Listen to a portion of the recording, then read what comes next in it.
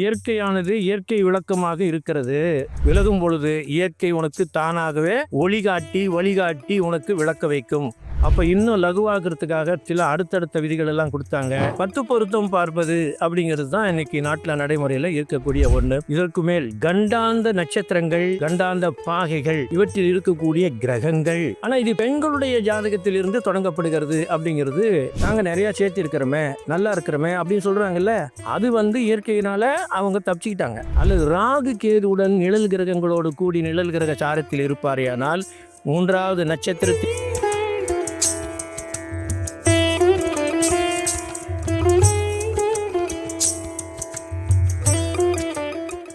மிகவும் சிறிய அடிகளை எடுத்து வைத்து நடப்பதற்கு சிறுக சிறுக பழகி நன்றாக நடக்கத் தொடங்கி ஓடுவதற்கு தயாரான நிலையிலே என்னை வளர்த்துவிட்ட ஜோதிட குருமார்கள் அனைவருடைய திருப்பாதங்களையும் இந்த நேரத்திலே நினைவு கூர்ந்து அவருடைய திருவடிகளை சரணடைந்து வணக்கம் செய்து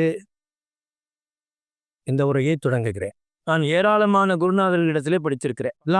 ஆனால் ஒரு 6 மாத காலம் ஆட்டியாம்பட்டி ஈஸ்வரன் ஐயா குருநாதரிடத்திலே தங்கி படிக்கும்படியான ஒரு கட்டளை எனக்கு வந்தது.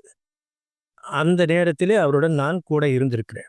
அந்த வகையிலே அவரிடத்திலே நான் கற்றுக்கொண்ட அந்த விதிகளை மிக கவனமாக நெடுநாள் கவனித்து வந்து, இருந்தாலும் நம்முடைய சின்னஞ்சிறு மூளைக்கு தனித்துவமாக ஏதேனும் புரிந்தால் மட்டுமே நாம் தனித்து நடைபோட முடியும். அவரவர்களுக்குமான தனித்துவமான அறிவும் ஆற்றலும் விளக்கமும் ஞானமும் கூட இறைவனால் படைக்கப்பட்டிருக்கிறது.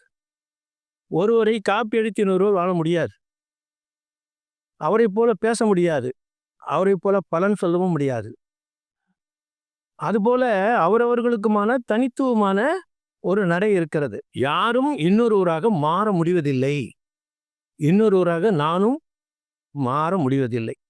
அவரவரும் தனித்துவமாகவே இயங்குகிறார்கள் என்பது அனைவருக்கும் தெரியும். குருமார்களுக்கும் அது தெரியும். அதே போல ஜோதிடத்தை கற்றுக்கொள்ள என்னால் இயன்றவரை பாடுபட்டு பார்த்து ஒரு கட்டத்திலே நான் தவறான வழியில் ஜோதிடத்தை தொட்டுவிட்டேன். நான் இதை கற்பதற்கு உரிய அருகதை இல்லாதவனாக நான் அறிகிறேன். ஜோதிடம் என்பது தேவ ரகசியமாகும். அதை எப்படி நீ தெரிந்து கொள்ள முடியும்? உனக்கு என்ன அதிகாரம் இருக்கிறது என்று கூறக்கூடிய நிலையிலே கண்ணீர் விட்டு அழுது நான் வெளியேற விரும்பினேன். இனி நமக்கு இந்த ஜோதிடம் பயன் தராது. இதனால் நான் பட்டுக்கொண்ட இதனால் வரை பல ஆண்டுகள் நான் தொடர்ந்து வந்து என் குடும்பத்தையோ என்னுடைய பொருளாதாரத்தையோ கடந்து இதன் மேல் நான் பெரிதும் மோகம் கொண்டு திரிந்ததில் நான் கற்றுக்கொண்டது ஒன்றுமில்லை. இது உனக்கு பயன் தராது, நீ வெளியேறிவிடு என்ற நிலையில கண்ணீர் வடித்த காலத்தில் என்னை வெளியேறி விடாமல் தடுத்து ஆட்கொண்டார்னு சொல்லுவாங்க. அடியார்கள்லாம் சொல்லுவாங்க தடுத்து ஆட்கொண்டார் அப்படின்னா எனக்கு என்னன்னு தெரியாது. அன்னைக்கு வரைக்கும் எனக்கு தெரியாது. இப்போ தெரியும். அப்போதுதான் எனக்கு எடுப்பு தடுத்து ஆட்கொண்டார்னா என்ன அப்படிங்கிறது தெரியாததுனால என்னை தடுத்து ஆட்கொண்டதுனால நான் தெரிஞ்சுக்கிட்டேன். அது அவரவர்களுக்கு தனித்துவமான விளக்கம் தானே. யார் சொல்லி கொடுத்தாலும் வராது. அவங்களுக்காக வந்தால் மட்டும்தான் அது என்னன்னு தெரியும். அதுபோல் அப்போதுதான் எனக்கு ஒரு விபத்து நடந்தது. அந்த விபத்தின் மூலமாக என்னை 3 மாதங்கள் ஒரு இடத்திலே முடக்கினார். அந்த முடக்கத்திலே நான் தனித்துவமாக தனியாக இருந்தேன். தியானம் கைகூடியது. அதனால் நீ எழுதி வைத்த பல இதுவரை பார்த்த ஜாதகங்களில் உனக்கு விடை கிடைக்காமல் இருந்த அந்த ஜாதகங்களெல்லாம் எடுத்து எதனால் அது நடந்தது, எப்படி நடந்தது என்பதை ஒரு ஜாதகத்திற்கு நீ பலன் எடுத்துப்பார் என்று பார்த்ததிலே அப்பொழுது ஒவ்வொரு ஜாதகத்திற்குமான தனியான ஒரு குருநாதர் என்னிடத்திலே அமர்ந்து எதிரிலே அமர்ந்து இதை பார் என்று சொல்லி எனக்கு காட்டி கொடுத்து புரிய வைத்தார். அப்பொழுதே அதை நான் ஒரு எழுத்து வடிவமாக எழுதி வைத்தேன். அப்படி எழுதியதான் ஜாதகம் அன்று பாரிஜாதகம் என்ற நூல், முதல் நூல் 2016 அதை எழுதினேன். ஆனால் மிக கடினமான நடையாக இருந்தது. அது எல்லாமே ஜாதகங்கள் தான். ஜாதகங்கள் அதற்கான அந்த ஜாதகத்துக்கான பலன்கள். செவ்வாய் தோஷம் என்றால் இது எப்படி செயல்படுகிறது என்பதற்கான ஜாதகம், அதற்கான பலன்கள். அதுபோல் எல்லாமே நாகதோஷம், செவ்வாய் தோஷம், அதுபோல் வக்ர கிரகங்கள், அஸ்தங்க கிரகங்கள், இவைகளெல்லாம் எப்படி செயல்படுகிறது, எல்லாவற்றுக்குமான விளக்கம் எனக்கு இயல்பாகவே இயற்கையாகவே எனக்கு கிடைத்தது. நான் வள்ளலாருடைய பக்தன் என்ற முறையிலே அவரிடத்திலே நான் கேட்டேன். இயற்கை விளக்கம் என்று அவர் எனக்கு விளக்கம் கொடுத்தார். இயற்கையானது இயற்கை விளக்கமாக இருக்கிறது. அது தானாக விளங்கும் சொல்றார். அது நாம் எதை கொண்டும் அதை விளக்கிக் கொள்ள முடியாது. நீ உண்மையானவனாக இருந்தால், நேர்மையானவனாக இருந்தால் உனக்கு அந்த கதவுகள் திறக்கும், அந்த திரைகளானது விலகும் பொழுது இயற்கை உனக்கு தானாகவே வழிகாட்டி உனக்கு விளக்க வைக்கும். இயற்கை உண்மை விளக்கம் அப்படின்னு சொல்லியிருக்கார். அந்த மாதிரி அந்த விளக்கம் தனித்துவமாக விளங்கும் போது அதை நான் அப்படியே விதிகளாக எழுதி வைத்து அது புத்தகமாக வச்சேன். அதன் பிறகு எல்லாம் நான் பார்த்த ஜாதகங்களை எல்லாம் எடுத்து அதற்கான விளக்கம் எழுதி ஒரு புத்தகமாக தயாரித்தேன். ஆனாலும் அது மிக கடினமாக இருந்ததாக நான் உணர்ந்தேன். எனக்கே கடினமாக தெரியும். ஆனால் அதை படிச்சுட்டு ராசிக்குள்ளார போயிட்டு மறுபடியும் அந்த கட்டத்தை முடிச்சுக்கிட்டு வெளியே வர்றதுன்னா சீக்கிரமாக வெளியே வர முடியாது. ஏன்னா விதிகள் அந்த அளவுக்கு உள்ள சொல்லிட்டு வேலை செஞ்சு அப்படியே வெளியே வரணும். அந்த மாதிரி வரும். அப்போ இது கடினமாக இருக்குது. ஆனால் விதிகள் இருக்குது, கடினமாக இருக்குது. இன்னும் எளிமையாக்கணும். இப்போ என்ன போல் இருக்கிறவங்கள இதை படித்தாக்கா மிக கடினமாக இருக்கும். ஆனால் விதிகள் நிலையானது. இன்னும் கடினமாக இருக்கேன்னு வேண்டுதல் வச்சேன். அப்போ இன்னும் லகுவாகிறதுக்காக சில அடுத்தடுத்த விதிகள் எல்லாம் கொடுத்தாங்க. 10 பொருத்தம் பார்ப்பது அப்படிங்கிறது தான் இன்னைக்கு நாட்டில் நடைமுறையில் இருக்கக்கூடிய ஒன்று. நான் 100 ஆண்டு கால பழமையான குடும்பத்தில் சார்ந்தவனாக இருந்தாலும் 10 பொருத்தம் பார்த்து வெற்றி பெற்ற 70% மக்கள் இருக்காங்க. ஆனால் 30% மக்கள் தோல்வி அடைஞ்சவங்களும் இருக்காங்க. அதில் அந்த 30% மக்களுக்கும் அந்த தோல்வி வராமல் அவரை மீட்டெடுக்க, அவர்களுக்கு வழிகாட்ட ஏதேனும் வழிமுறை இருக்கிறதா என்று ஆண்டவரிடம் நாம் வேண்டுதல் செய்த காரணத்தினால் அந்த 10 பொருத்தத்தை பார்ப்பது எப்படி என்று ஒரு விளக்கத்தை கொடுத்தார். பொதுவாக 3வது நட்சத்திரம் விபத்து தாரை அப்படி சொல்லுவோம். அப்போ சேர்க்கக்கூடாதுன்னு இருக்கு. 5வது நட்சத்திரம் பிரத்யேக தாரை, உதரத்தாரைன்னு சொல்லுவாங்க. 7வது தாரை வதைத்தாரை சொல்லுவாங்க. 22வது தாரை வைநாசிக தாரைன்னு சொல்லுவாங்க. அப்புறம் வேதை இருக்கிறது. இந்த வேதையை கடந்து 22ஆம் திரேகானம் என்று 64ஆம் பாதம் கலைஞான பாதம் இருக்கிறது. இதற்கு மேல் கண்டாந்த நட்சத்திரங்கள், கண்டாந்த பாகைகள், இவற்றில் இருக்கக்கூடிய கிரகங்கள் எப்படி எடுத்துட்டோம். இப்போ 3வது நட்சத்திரத்தை பொதுவாக ஒரு நட்சத்திரத்துக்கு 3வது நட்சத்திரம் இருக்கக்கூடாது அப்படின்னு இருக்கு இல்லையா. ஆனால் இது பெண்களுடைய ஜாதகத்திலிருந்து தொடங்கப்படுகிறது அப்படிங்கிறது நமக்கு ஏற்கனவே கொடுக்கப்பட்ட விதி. ஆனால் இந்த விதியை இப்போது ஆண்களுடைய ஜாதகத்திலையும் பார்க்கலாம். 3வது நட்சத்திரம் என்பது பெண்களுக்கும் விபத்து தான், ஆண்களுக்கும் விபத்து தான். 5வது நட்சத்திரம் மட்டும் பெண்களுக்கு பிரத்யேக அப்படின்னா குழந்தை பாக்கியத்தை பாதிக்கும், ஆண்களுக்கு அது பொருந்தாது. 7வது வதை, 2 பேர்த்துக்குமே அது வதை தான். 22 வைநாசிகம், 2 பேர்த்துக்குமே வைநாசிகம்தான். அப்போ வேதை தான். அது 22ஆம் திரேக்கானம்ங்கிறதும் எல்லாத்துக்கும் பொதுவானது. அதுபோல கண்டாந்த பாகை, கண்டாந்த நட்சத்திரத்திலே கண்டாந்த பாகையிலே நின்ற கிரகம் பலன் தருவதில்லை. அப்போ 3வது நட்சத்திரத்தை சேர்க்கக்கூடுமா கூடாதா அப்படிங்கிற அந்த கருத்தை பார்க்கும்போது 3வது நட்சத்திரத்தில் ஆணுக்குமாவது பெண்ணுக்குமாவது 3வது நட்சத்திரத்தில் ஒரு கிரகம் இருக்குமானால் அந்த ஜாதகத்தில் ஆண் ஜாதகமோ பெண் ஜாதகமோ 3வது நட்சத்திரத்தில் ஒரு கிரகம் இருக்குமானால் அந்த கிரகம் எந்த நட்சத்திரத்துக்கு 3வது நட்சத்திரம் நிற்கும். அந்த 3வது நட்சத்திர அதிபதி அந்த ஜாதகத்தில் நீச்சமாகவோ வக்ரமாகவோ அஸ்தங்கமாகி எரிந்த கிரகமாகவோ இருப்பாரேயானால் அந்த நட்சத்திரத்தில் நின்ற கிரகத்திற்கு அது தீய பலனை தருகிறது. அதனால் 3வது நட்சத்திரத்தை நாம் இணைக்க வேண்டாம் என்று முடிவு செய்யப்பட்டது. இப்போ 3வது நட்சத்திரத்தை நாம் பொதுவாக விளக்க சொல்லிட்டு இருந்தோம். ஆனால் நிறைய பேர் என்ன 3வது நட்சத்திரம் சேர்த்து நல்லா தானே பிழைக்கிறாங்க, நாங்கள் நிறையா சேர்த்து இருக்கிறோமே, நல்லா இருக்கிறோமே அப்படின்னு சொல்கிறாங்கல்ல. அது இயற்கையினால் அவங்க தப்பிச்சுக்கிட்டாங்க. ஆனால் 3வது நட்சத்திரத்தில் ஆணுக்கோ பெண்ணுக்கோ 3வது நட்சத்திரத்தில் ஒரு கிரகம் இருந்து இந்த 3வது நட்சத்திர அதிபதியானவர் நீச்சம் பெற்றிருந்தால் அல்லது அதிவக்ரம் பெற்றிருந்தால் அல்லது அத்தங்க கிரகமாக எரிந்திருந்தால் அல்லது ராகு கேதுவுடன் நிழல் கிரகங்களோடு கூடி நிழல் கிரக சாரத்தில் இருப்பாரேயானால் 3வது நட்சத்திரத்தில் நின்ற கிரகத்தை சேர்க்க வேண்டாம்னு சொல்கிறோம். எந்த கிரகம் நிற்குதோ அந்த கிரகத்தை சேர்த்த வேண்டாம், சேர்த்தினால் அது உங்களுக்கு விபத்தை தரும் அப்படின்னு சொல்கிறோம். 6, 8, 12 கூடியவன் சேரும்போதெல்லாம் நடக்குது இல்லையா? அப்போ அந்த விதிகளை இந்த 3வது நட்சத்திரத்தில் நின்ற கிரகத்திற்கு நாம் எடுத்துக்கலாம். அதுபோல் 5வது நட்சத்திரம், அதுபோல் 7வது நட்சத்திரம் வதை நட்சத்திரம். இது போக இந்த வைநாசிக நட்சத்திரத்தை போக வேதை நட்சத்திரம். பொதுவாக அந்த வேதையை இன்னைக்கு புதுசாக படிக்கிறவங்க பொறுத்தவங்க பார்த்தோம்னா வேதையை எப்படி எடுக்கிறதுன்னு ரொம்ப பேருக்கு தெரியல. வேதையவே பார்க்க மாட்டேங்கிறாங்க. எப்படி வேதையை அவங்க நினச்சிக்கிறாங்கன்னா, ஒரே கயிறாக இருந்தாக்கா வேதைன்னு நினச்சிக்கிறாங்க. ராகுனாக்கா சந்திரன்னா வேதை, 2 எல்லாம் கழுத்து கயிறு தானே, அப்படி தான் வேதை அப்படி எடுத்துக்கிறாங்க. எல்லாத்துக்குமே ஒரே கயிறா வேதைன்னு எடுத்துக்கிறாங்க. ஆனால் மூல நூலில் அந்த மாதிரி இல்லை. அதுதான் நான் மூல நூல் கருத்துக்கள்னு ஏன் சொல்கிறேன்னா, தங்கராஜ் சொல்கிறதுல எதுவுமே கிடையாது. மூல நூல் ஆசிரியர்களால் சொல்லப்பட்டது மறைக்கப்பட்டிருக்கிறது, மறந்திருப்பது, மறந்து போனது, அதை நினைவூட்டுவது என்னுடைய கடமை. அதுதான் நான் கேட்குறேன். ஏற்கனவே இருக்கிறது தான், இருக்கிறத நினைவுபடுத்துறது. நான் புதுசாக உருவாக்குறதுல ஒன்றுமே கிடையாது. இல்லை, ஏற்கனவே மூல நூல்களில் இருக்கக்கூடிய விதிகள் தான் மறைக்கப்பட்டிருக்கிறது. அது மறந்து போயிருக்கிறோம் நாம். அது மாதிரியான விதிகளை நம்ம இங்கே இந்த இடத்துல நினைவு கொண்டு வர்றோம். அதுபோல் இந்த 7வது நட்சத்திரம் அப்படின்னு சொல்லக்கூடிய நட்சத்திரம் வதை நட்சத்திரம் பொதுவாக சொல்கிறோம். அதில் 11 நட்சத்திரங்களுக்கு விதிவிலக்கு இருக்கிறது. வதை செய்வதில்லை அப்படின்னு விதிவிலக்கு கொடுத்துருக்காங்க. காஷ்யப முனிவர் இந்த 11 நட்சத்திரங்களுக்கு விதிவிலக்கு இருக்குது, அதை சேர்க்கலாம் அப்படின்னு சொல்லியிருக்காங்க. இதெல்லாம் தான் நம்ம எடுத்து கொடுத்துருக்கோம் அதில். அதுபோல் ஜோதிடத்துறையிலே அச்சங்க கிரகங்களை பற்றி அதிகமாக யாரும் ஆராய்ச்சி செய்யவில்லை. அச்சங்க கிரகம் என்பது மற்ற எல்லா கிரகங்களை காட்டிலுமே அதிக தீமையை தருகிறது.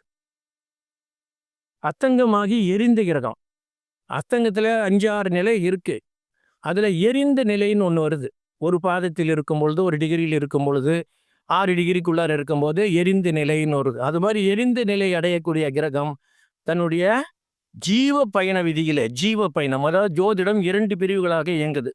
ஒன்று பொருளாதாரத்தை சார்ந்தது, இன்னொன்று உயிர்காரகத்துவம். உயிர்காரகம், பொருள்காரகம், இந்த 2ல் இந்த ஆத்மா ஜீவா சரீரா அப்படின்னு சொல்லக்கூடியது உயிர்காரகமாக செயல்பட்டால், ஆத்மா என்றது ஒரு கிரகம், அது எந்த கிரகமாக வேணா இருக்கலாம், எந்த கிரகத்தையும் நாம் ஆத்மாவாக நாம் பயன்படுத்தலாம். அந்த கிரகம் எந்த கிரகத்தினுடைய நட்சத்திரத்திலே நின்றதோ அந்த கிரகம் இந்த ஆன்மா நின்ற கிரகத்திற்கு ஜீவனாகிறது. இப்போ கேது தான் ஒரு கிரகம் இருக்காருன்னு வச்சுக்கோங்களேன். கேது தான் நமக்கு ஆத்மா கிரகமாக எடுத்துக்கிட்டோம். ஏதோ ஒரு கிரகத்தை தொடரும், அது அந்த கிரகத்தை நம்ம ஆத்மா அப்படின்னு நம்ம எடுத்துக்கிறோம். அப்போ கேது நம்ம தொடர்றதுனால கேது ஆத்மாவாக ஆக்கிறாரு. அந்த கேது எந்த நட்சத்திர சாரத்தில் நிற்கிறார் அப்படின்னு பார்க்குறோம். அவர் நின்ற நட்சத்திராதிபதி ஜீவன் கிரகமாகிறார். அது ஒளி உள்ள கிரகமாக இருந்தால் அது ஜீவனாகிறது.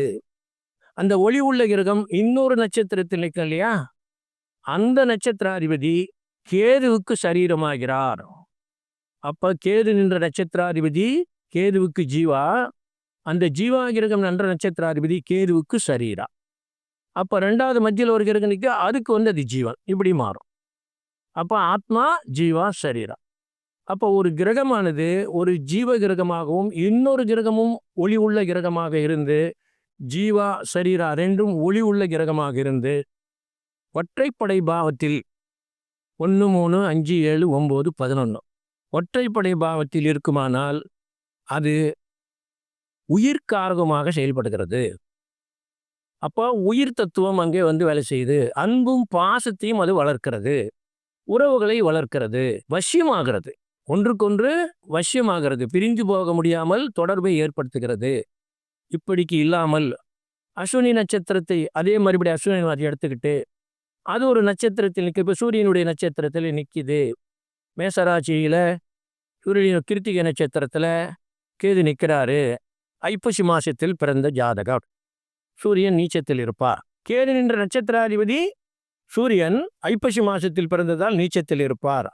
இப்போ கேது நின்ற நட்சத்திராதிபதி நீச்சம், ஒளி இல்லாத கிரகம். அப்போ ஒளி இல்லாத ஒரு கிரகம் ஒளி இல்லாத கிரக சாரத்தில் இருந்தால் இப்பொழுது ஜீவன் இல்லை. இப்போ கேது நட்சத்திரத்தில் இந்த ஜாதகர், அதாவது அந்த ஜாதகத்துல இப்படி இருக்கு, கேது நின்ற நட்சத்திராதிபதி நீச்சமா போயிட்டாரு அப்படின்னு இருக்கு. இந்த ஜாதகரே கேதுனுடைய நட்சத்திரத்துல பிறந்தவராக கூட இருக்கலாம். அப்படி இருப்பாரேயானால் ஜன்ம நட்சத்திர அதிபதியை கொண்டு பலன் கூறும் முறை அப்படின்னு நம்ம இதில் சொல்றோம். லக்னத்தை கொண்டு பலன் சொல்ற மாதிரி ஜன்ம நட்சத்திர அதிபதி சந்திரன் நின்ற நட்சத்திராதிபதி முதல் தசாநாதன் அப்படின்னு சொல்லக்கூடியவர் தான் ஜன்ம நட்சத்திர அதிபதி. ஜன்ம நட்சத்திர அதிபதியை கொண்டு பலன் கூறும் முறை, ஜன்ம நட்சத்திர அதிபதியை கொண்டு தலைவிதியை தீர்மானிக்கலாம் அப்படி சொல்றோம். அப்போ லக்னத்தை கொண்டு சொல்லிக்கிட்டு இருக்குது, ஏற்கனவே நமக்கு சொல்லி இருக்குது, அதை கொண்டு எல்லாமே சொல்லலாம்னு நமக்கு படிச்சிருக்கோம். இப்போ ஜன்ம நட்சத்திர அதிபதியை கொண்டு சொல்லலாம் அப்படிங்கிறத ஒரு புதுமையை கொண்டு வந்திருக்கோம். இதுவும் இறைவன் கொடுத்த வரம் தான். ஏனென்றால் ஜோதிடத்தில் புதுமை, ஜோதிடத்தில் புரட்சி, ஜோதிடத்தில் மறுவளர்ச்சி, ஜோதிட சீர்திருத்த கருத்துக்கள் அப்படி சொல்றோம். அப்போ இந்த கிரகமானது அஸ்வினி நட்சத்திரத்தில் ஒருவர் பிறந்தால் அவருடைய ஜன்ம நட்சத்திராதிபதி கேது. அவர் ஐப்பசி மாசத்தில் பிறந்திருந்தால் சூரியன் நீச்சமாக இருப்பார் என்றால் இவர் முதல் குழந்தையாகவும் இருப்பார், கடைசி குழந்தையமாகவும் இருப்பார். ஒரே குழந்தை தான், முதல் குழந்தையாவது தான், கடைசி குழந்தையாவது தான். ஏன்னா ஜீவன் இல்லை. அப்போ இது மாதிரி இப்போ ஜீவன் இல்லைங்கும் போது இப்போ ஜன்ம நட்சத்திராதிபதி நின்ற நட்சத்திராதிபதி ஜீவன் இல்லாவிட்டால் இளைய சகோதரம் வருவதில்லை. அதுபோல் இவருடைய வாழ்க்கையில பொருள் சம்பாதிப்பதிலே இவருக்கு இருக்கக்கூடிய நாட்டம் மக்களிடத்திலோ குடும்பத்தில் இருக்கிறவர்களோ நண்பர்களிடத்திலோ உறவுகளிலே இருப்பதில்லை. இதுதான் விதி. இது போலதான் இந்த ஆத்மா ஜீவா சரீரா அப்படிங்கக்கூடிய இந்த விளக்கம் இதுக்குள்ள கொண்டாடுறோம். அப்போ ஒரு ஜன்ம நட்சத்திராதிபதி இது மாதிரியான ஒரு நிலையை பெற்றுவிட்டால், ஜன்ம நட்சத்திராதிபதிங்கிறவர் இந்த நிலையை பெற்றுட்டார் அப்படின்னா, இதே கேது பகவான் ஏதோ ஒரு கிரக சாரத்தில் நிற்கிறார், சுக்கரனுடைய நட்சத்திரத்தில் நிற்கிறார் அல்லது குருனுடைய நட்சத்திரத்தில் நிற்கிறார், அந்த குரு அதிவக்ரகதியில் இருக்கிறார். ஜன்ம நட்சத்திராதிபதி நின்ற நட்சத்திராதிபதி அதிவக்ரகதியில் இருக்கிறார் அப்படின்னு சொன்னால், அப்போ இந்த ஜாதகரானவர் வாழ்நாள் முழுவதும் ஏதேனும் ஒரு வருத்தத்தோடு இருப்பார். ஏனால் அந்த ஜன்ம நட்சத்திராதிபதி வாங்கி வந்த சாபமோ வரமோ இந்த ஜன்ம நட்சத்திராதிபதியே கூறுவார். ஒரு காலம் அவர் உச்சத்தில் இருக்கலாம், நல்லதா நடக்கும் இல்லையா, ஆட்சியில் இருந்தால் நல்லதா நடக்கும். ஜீவாசிரியராக இருக்கக்கூடியதாங்க அவருக்கு நல்ல வாழ்க்கையமும் நல்ல துணை அமையும், நல்ல குழந்தைகள் பிறக்கும் சொல்லலாம். ஆனால் அது வக்ரமாக இருக்குமானால், அஸ்தங்கமாக இருக்குமானால், நீச்சமாக இருக்குமானால் ஜன்ம நட்சத்திராதிபதி சாபத்தை பெற்றிருக்கிறார் அப்படின்னு சொல்றேன். இது போல 9 கிரகம் தான் மொத்தமா இருக்கு. 27 நட்சத்திரத்துல 9 கிரகம் தான் இருக்கு. இந்த 9 கிரகத்துல அவரவர்களுடைய ஜாதகத்துல எத்தனை கிரகங்கள் அவருக்கு நல்ல நிலையில பலன் தரக்கூடிய நிலையில இருக்கு? 9 கிரகம் தான் மொத்தமா இருக்கு. இவர் யாரோட சாரத்தில் நின்னாரு, அவர் யாரோட சாரத்தில் நின்னாரு, அந்த சாரநாதர்கள் அவருக்கு பலன் தரக்கூடிய நிலையில இருக்காங்களா? அப்ப யாரெல்லாம் பலன் தர அந்த அவர்களை கூட வைத்து கொண்டால், மனைவியாக வைத்து கொண்டால், ஒரு திருமண பொருத்தங்கிறது மனைவியை தேர்ந்தெடுக்கக்கூடிய காலம், கணவனை தேர்ந்தெடுக்கக்கூடிய காலம். அந்த காலத்தை நாம் தேர்ந்தெடுத்து அந்த 9 கிரகங்களில் எந்த கிரகத்திற்கு ஜீவாசரீரா நன்றாக இருக்குதோ அதை பொருத்தம் சேர்த்தால் அவர்களுடைய வாழ்க்கை அன்பு பாசத்தோடு இருக்கும். பொருளாதாரத்தை கடந்து அவர்களுடைய இணைப்பிரியா வாழ்க்கை நல்லா இருக்கும். அதனால ஒரு கிரகம் அப்படின்னு சொல்லக்கூடியது ஒரு தசாநாதன், ஒரு ஜென்ம நட்சத்திராதிபதியை போல ஒரு தசாநாதன் அப்படின்னு கூட தசாநாதன் எந்த பாவத்தில் நின்றாரோ அந்த பாவ அதிபதியானவரே அந்த தசாநாதனுக்கான பலனை தீர்மானிப்பார். பொருளாதாரத்திற்கான பலனை தீர்மானிப்பவர் பாவாதிபதி. அன்பையும் பாசத்தையும் உறவுகளையும் தீர்மானிப்பவர் நட்சத்திராதிபதி என்ற இரு கூறுகளை பிரிக்கிறோம். இந்த இடத்துல 2 பிரிவு இருக்கு இல்லையா?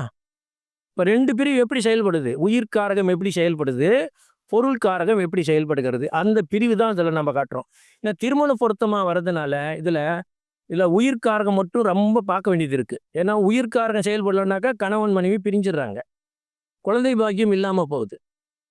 அந்த விதிகளை உயிர்காரகமாக பார்க்கும்போது மட்டும்தான் அந்த உயிர்காரகம் வேலை செய்யுது, இல்லைன்னா அந்த உயிர்காரகம் அடிபட்டு போகுது.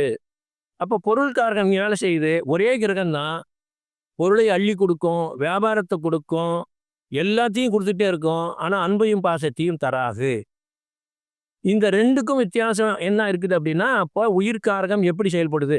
நட்சத்திர பாதாசாரம் வழியாக ஜீவ பயணம் தொடர்கிறது. நட்சத்திர பாதாசாரம் வழியாக ஜீவ பயணம் தொடர்கிறது. அப்போ அங்கே ஒளி உள்ள கிரகங்களாக இருந்தால் அந்த ஜீவ பயணம் நன்றாக இருக்கிறது. அன்பும் பாசமும் உறவுகளும் நட்பும் மலர்கிறது, சேர்கிறது. வக்ரமாக இருந்தால் அது மறுக்கிறது, வெறுக்கிறது, உதாசீனப்படுத்துகிறது, அலட்சியப்படுத்துகிறது, தன்னைத்தானே தனிமைப்படுத்திக் கொள்கிறது. இது ஒவ்வொரு தசாநாதனுக்கும் தனியா நடக்கும். ஜன்ம நட்சத்திராதிபதி அந்த சாபத்தை வாங்கியிருந்தாக்கா இந்த ஜென்மமே மறுக்க முடியாத ஒன்றா போயிடும். ஆனால் ஒரு தசாநாதனுக்கு வரும்போது அந்த திசை வரைக்கும் அந்த பலன் நடக்கும். மறுபடியும் கொண்டு மீண்டு வந்துடலாம். ஆனால் ஜன்ம நட்சத்திராதிபதிக்கு இருந்தால் மாற்றவே முடியாது இல்லையா? அதுதான். அப்போ ஜன்ம நட்சத்திராதிபதியை கொண்டு பலன் கூறும் முறை, ஜன்ம நட்சத்திர அதிபதியை கொண்டு தலைவிதியை தீர்மானிக்கலாம். அன்பு பாசம் கிடைக்குமா கிடைக்காதாங்கிறது ஜன்ம நட்சத்திராதிபதியே சொல்லுவார்.